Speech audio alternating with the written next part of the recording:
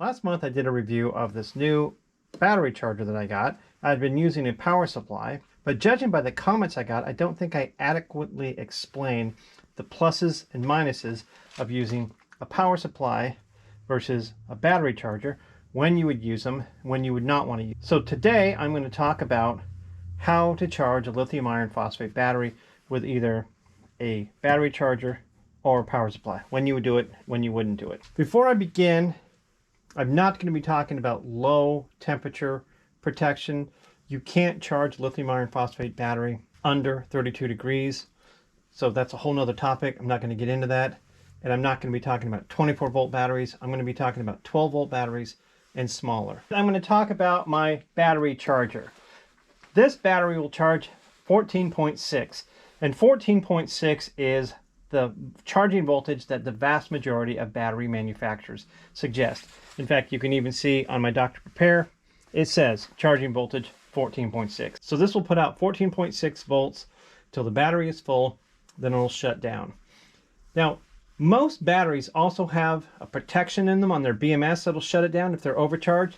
Again, I'm not going to be talking about that. Just going to be talking about battery charge. So the advantage and disadvantage of this is it can do 50 amps. So you have to make sure your battery can take a 50 amp charge. Many batteries only want 20 amp charge. Some batteries can take a 100 amp charge. So you got to make sure that your battery can take a 50 amp charge. The second thing is this is only for 12 volt batteries. If you had a smaller battery like this is a 3.2 volt lithium iron phosphate cell. If I tried to charge the cell with this battery charger, it would destroy this. So it would be really, really bad. So to begin with, I'm going to actually hook up the power supply.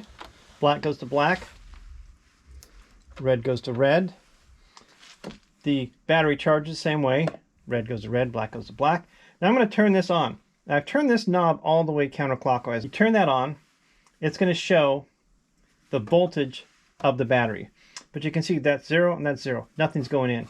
So for this to work and to charge this, you have to put this voltage higher than the voltage of the battery. Just think of it like water going downhill. So I'm going to raise the voltage by turning this clockwise. And you can see now it's going, now it's putting in 13.69 volts. That's how many amps, and the total is 104 watts. So the advantage to a power supply is I could take these leads off this battery, I could put it on this battery or any type of battery, and I could set this voltage to a proper number. For example, this is a 3.2 volt battery. The maximum you can charge this is 3.65, so I could move these leads over to here. I could change this so it was only 3.65, and it would charge it to 3.65 and then stop. Now, a disadvantage and maybe even advantage to the power supply is it's slower. It's only putting in 7.6 amps. So I've just turned the knobs all the way up. You can see it's at 10 amps. So only 10 amps is going into this battery. So it's going to charge it much slower. So almost every 12 volt lithium iron phosphate battery can take 10 amps. I don't know of any that can't take 10 amps. So that is an advantage of this, but it's also a disadvantage because it's going at 10 amps, so it's much slower. This can go at 50 amps, so just do the math. What's going to take longer, 10 amps or 50 amps? The slower you charge a battery, the better it is for the battery. That's why some batteries are rated for only 20 amps or 50 amps. That's why most batteries recommend you only charge it at a 0.2 C, which would be 20 amps. I prefer this because all of my batteries can take a 50 amp charge. Again, you can see right here on it, it says max charging current 50 amps. So this battery is perfectly fine to take 50 amps. I found this just to be too slow.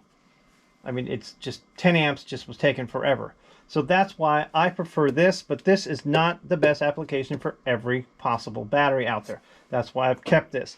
Now, this is only using chargers. Of course, you could hook this up to solar and charge it, but this is just for battery chargers. So if anybody has any questions about anything I said, please leave a comment below. As always, like, comment, share, subscribe.